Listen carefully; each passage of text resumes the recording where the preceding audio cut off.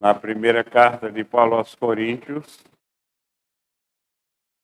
1 Coríntios, capítulo 15.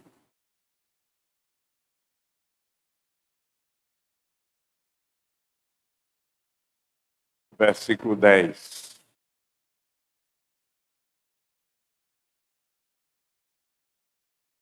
Logo depois dessa leitura, nós vamos fazer outra leitura na segunda de Paulo aos Coríntios, no capítulo 12.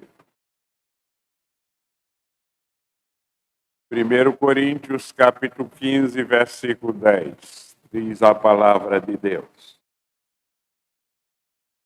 Mas, pela graça de Deus, sou o que sou. E a sua graça que me foi concedida não se tornou vã. Antes trabalhei muito mais do que todos eles. Todavia, não eu, mas a graça de Deus comigo. 2 Coríntios 12, versículos 7 a 10.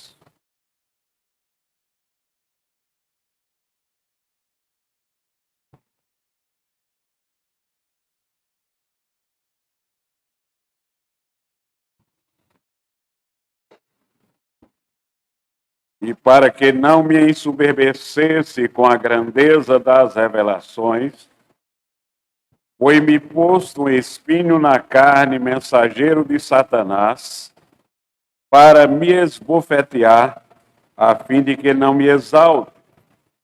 Por causa disso, 3 vezes pedi ao Senhor que o afastasse de mim.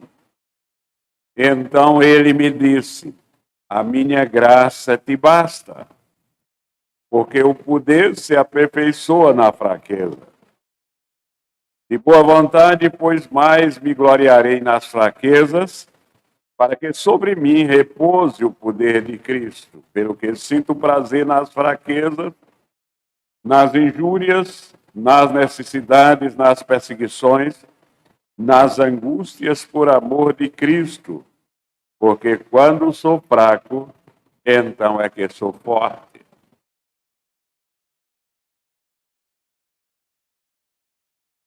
Pai Santo,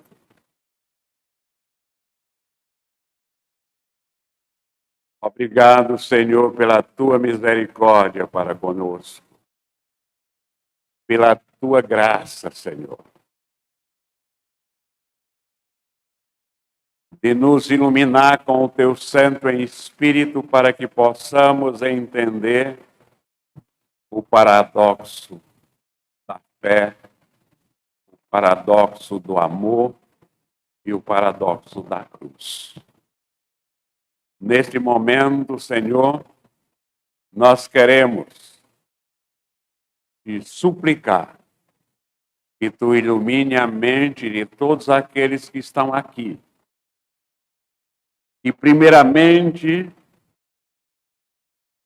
exercitem-se espiritualmente para sentir a tua presença aqui neste meio, Senhor. Para que possam entender a tua palavra, a mensagem tua nesta manhã. Tem misericórdia do teu servo, ungindo-o, para que ele, confiado na tua graça, exponha a tua mensagem do jeito que tu queres. Em nome de Cristo. Amém.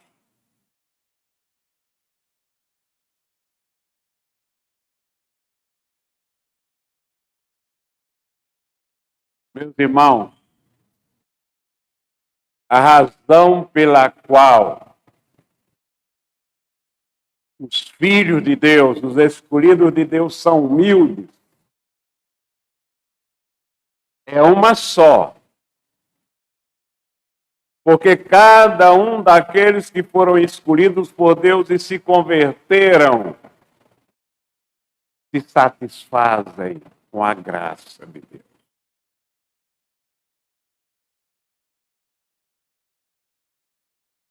A graça de Deus nos basta. A graça, meus irmãos, de Deus é um dos pilares da fé cristã. A graça percorre toda a Bíblia, desde o Éden até ao Apocalipse.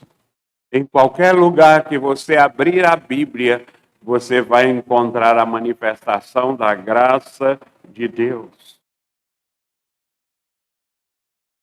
Graça é Deus nos dando tudo quando nós não merecemos nada. Davi, no Salmo 63, no versículo 3, ele se refere à graça da seguinte maneira, se dirigindo a Deus: a tua graça é melhor do que a vida. Maria, a irmã de Lázaro, segundo Lucas 1,30, aliás, Maria, mãe de Jesus, achou graça diante de Deus. Em Lucas capítulo 2, versículo 52, nós lemos: e crescia Jesus em sabedoria, estatura e graça diante de Deus e dos homens.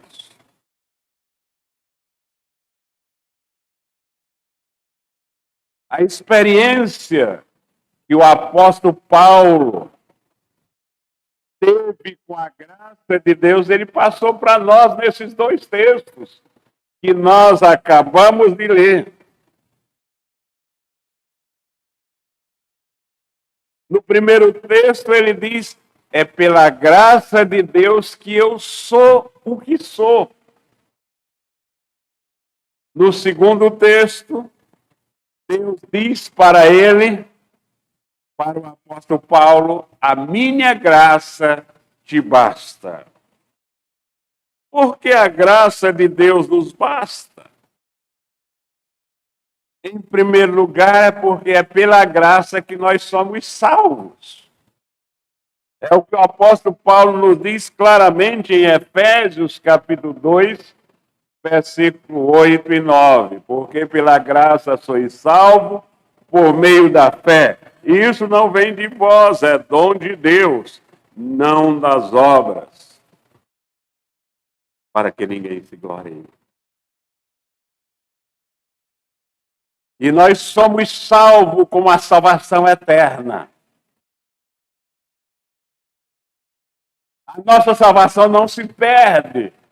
A salvação que Deus nos dá, graciosamente, ela não se perde. Ela é poderosa, ela é duradoura, ela é segura, ela é oportuna, ela é eterna. Então ninguém perde a salvação.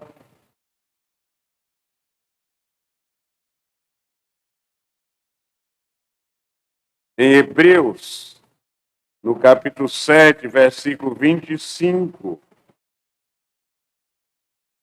o apóstolo Paulo, iluminado pelo Espírito Santo, nos diz: por isso, também pode salvar totalmente os que por ele se chegam a Deus, vivendo para interceder por eles.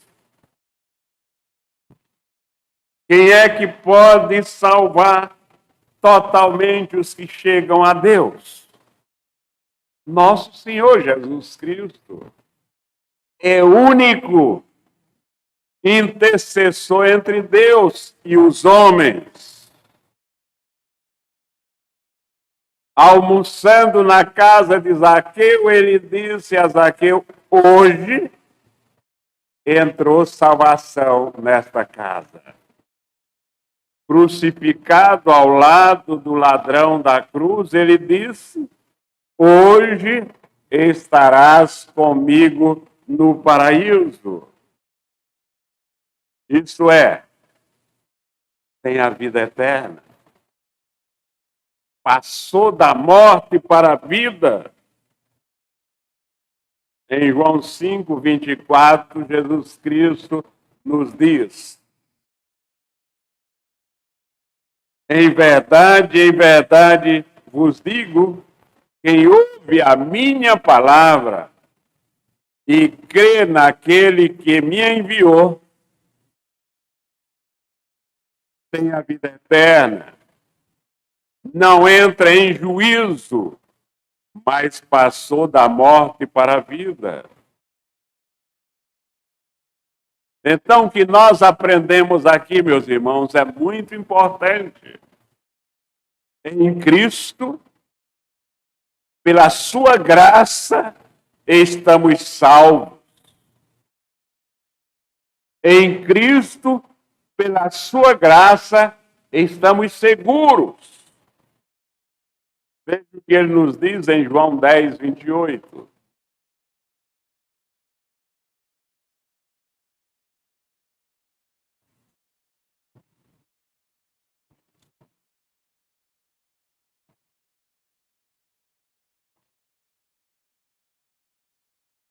Eu lhes dou a vida eterna.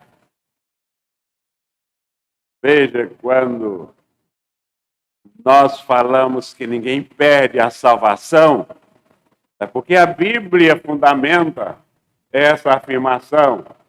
Jesus Cristo fundamenta essa afirmação. Veja que ele diz: eu lhes dou a vida eterna, jamais perecerão.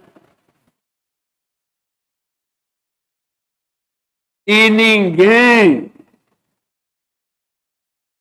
as arrebatará da minha mão. Aqueles que Deus escolheu e deu a Jesus, essas ovelhas nunca se perdem. Ninguém as tira da mão de nosso Senhor Jesus Cristo. Foi pela graça, só pela graça de Jesus, que eu e você, que nós chegamos até aqui.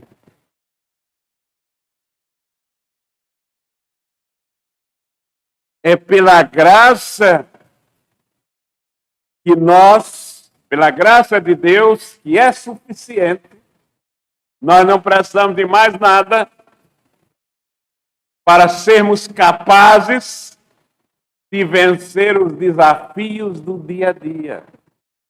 Nós não precisamos de mais nada. A graça de Deus, por ela, nós somos capacitados para os desafios do dia a dia. Basta que cada um de nós se submeta e viva na dependência da graça de Deus. Na vida cristã, meus irmãos, cada dia, cada hora, nós enfrentamos desafios, sofrimentos e lutas. Por isso que nós devemos estar constantemente nos exercitando espiritualmente. E mais uma vez eu os conclamo, em toda conversa que você iniciar, seja com quem for,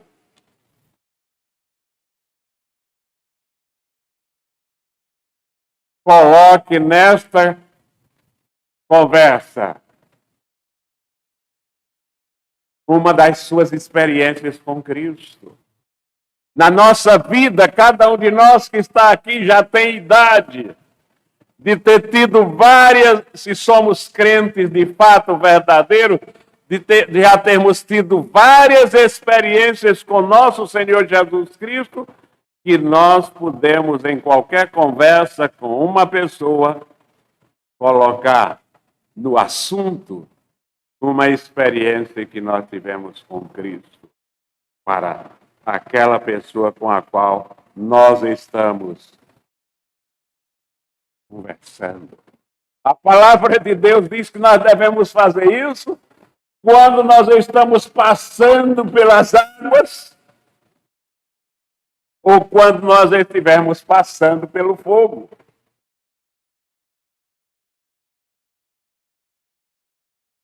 Jesus deixa isso muito claro. Quando ele diz para mim e para você, se você quiser ser meu discípulo, tome a sua cruz, siga-me. Ele disse também que nós teríamos aflições no mundo. Na necessidade, nas aflições, em qualquer oportunidade, em qualquer circunstância da nossa vida, todas as coisas pelas quais nós passamos, Cristo nos alertou sobre ela. A Bíblia nos alerta sobre ela. Mas nós aprendemos lá em Atos capítulo 14, versículo 22, que através de muitas tribulações, o importante não é prestar atenção às tribulações. O importante é entrar no reino dos céus. O importante é entrar no reino de Deus. Paulo, aqui em 2 Coríntios 12, no segundo texto que nós lemos, ele falou sobre o seu arrebatamento até o terceiro céu. Uma experiência gloriosa. Tão gloriosa que Paulo precisou ter um espinho na carne para que ele não se exaltasse tanto. Do momento prazeroso e glorioso. E Paulo fala desse espinho na carne, que é o mensageiro de Satanás.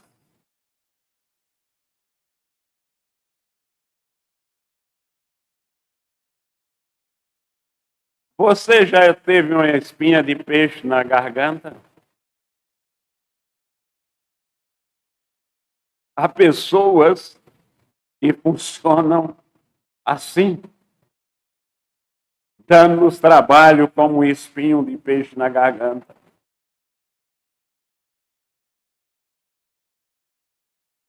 Como um espinho no pé, como um espinho na mão. Muitas vezes, o nosso espinho passa a ser uma doença na carne, uma doença física. Pode ser um espinho. O apóstolo Paulo diz que o espinho na carne provocava nele tormento. Mas ele sentiu finalmente, porque Paulo procurava viver na dependência de Deus, ele sentiu exatamente a razão pela qual Deus colocou o espinho na carne dele. Ele confessa que Deus fez isso para esvaziar o orgulho dele. Deus amava Paulo de tal maneira que colocou aquela dificuldade, aquele sofrimento, aquela perseguição, para que, de fato, aquele orgulho que ele estava sentindo de ter estado no terceiro céu se esvaziasse. Então, meus irmãos, o que nós aprendemos aqui? Que para enfrentar os espinhos, as bofetadas, as tribulações, os perigos, as perseguições, as adversidades que nós encontramos na nossa caminhada como peregrinos aqui neste mundo, só a graça de Deus é suficiente. Só a graça de Deus, só pela graça de Deus nós enfrentamos tudo isso e sairemos vitoriosos pela graça de Deus. Portanto, muitas vezes, você tem um espinho na escola, na sua classe, tem um espinho no seu trabalho.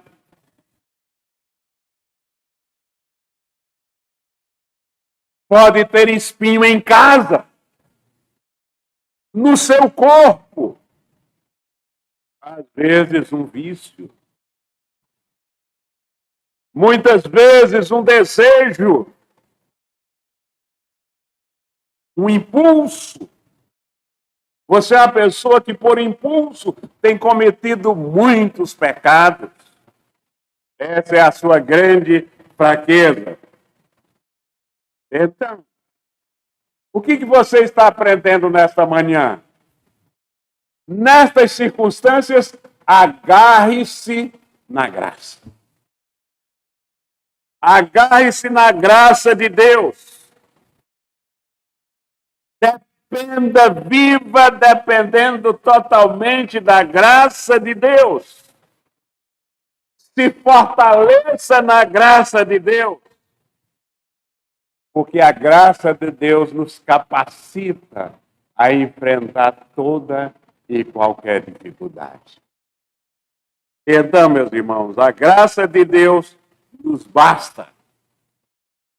E além de nos preparar, nos capacitar para enfrentar toda e qualquer dificuldade na vida, a graça de Deus nos habilita para o serviço, para o trabalho no reino de Deus, para o testemunho. Paulo diz que, em 1 Coríntios 15, 10, que a graça não lhe foi concedida em vão. Pelo contrário, ele trabalhou e procurou trabalhar muito mais do que os outros apóstolos.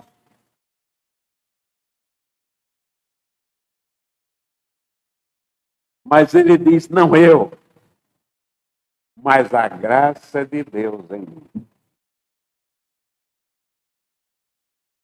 Por isso, Paulo foi ardoroso, trabalhador, operoso, fervoroso. Ninguém foi tão abundante na obra como o apóstolo Paulo. Viajou, ensinou, pregou, escreveu 13 cartas que atravessaram o tempo.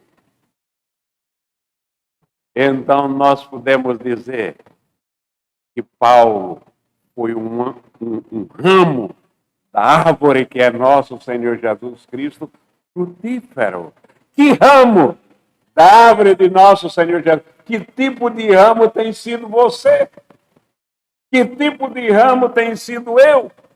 Que tipo de ramo temos sido nós na árvore que é nosso Senhor Jesus Cristo? Com certeza nós podemos dizer que Paulo foi um ramo que floresceu e deu muito fruto. E prestem atenção, Paulo não era um homem saudável.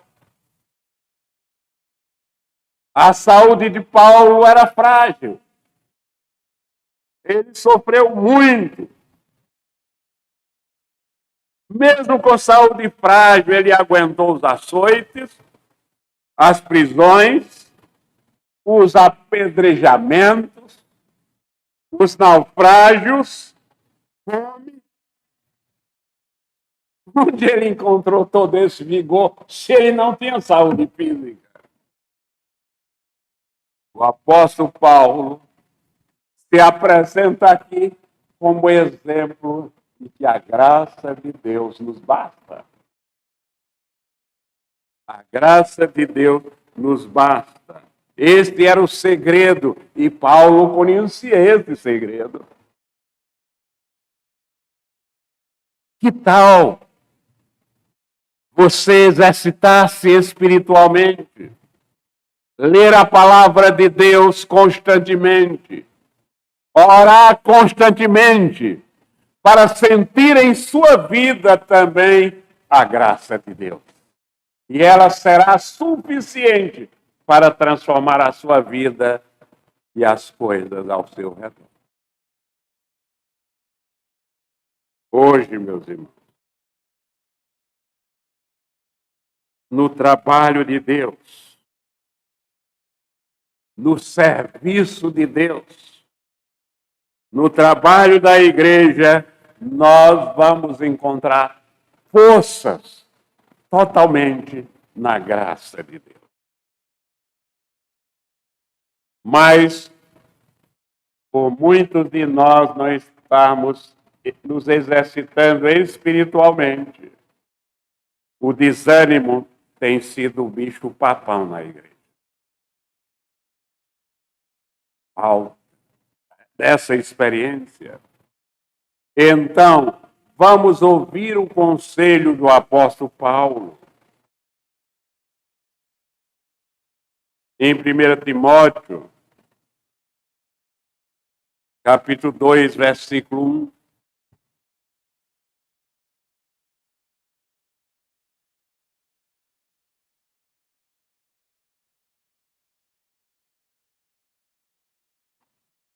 Antes de tudo, pois, exorto que se use a prática de súplicas, orações, intercessões, ações de graças em favor de todos os homens. Nós temos colocado isso em prática agora nas reuniões de oração da quarta-feira, onde nós estamos nos dividindo em grupos e orando por todas as famílias da igreja, por todos aqueles que se encontram em dificuldades espirituais ou físicas na igreja. Isto é porque nós já estamos seguindo o conselho bíblico que o Espírito Santo usa Paulo para nos aconselhar. Fortifica-te na graça. Fortifica-te na graça. Portanto, meus irmãos, nós só podemos ser frutíferos no trabalho de Deus. Só podemos ser frutíferos no trabalho de Deus na igreja quando a graça nos assiste, quando a graça nos fortalece. A graça de Deus nos basta, em primeiro lugar, para a salvação. A graça de Deus nos basta, em segundo lugar, para a luta do dia a dia. A graça de Deus nos basta, em terceiro lugar, para sermos ardorosos e frutíferos no trabalho do reino de Deus. Então, aprendamos. A graça de Deus nos basta para a nossa salvação, que é eterna. A graça de Deus nos basta para a luta do dia a dia. A graça de Deus nos basta para sermos ardorosos e frutíferos no trabalho da igreja. A igreja de Deus. Que Deus, que a oração de cada um de nós, a partir de agora, seja: Senhor, nos enche com a tua graça. Em Cristo Jesus, nosso Senhor. Amém.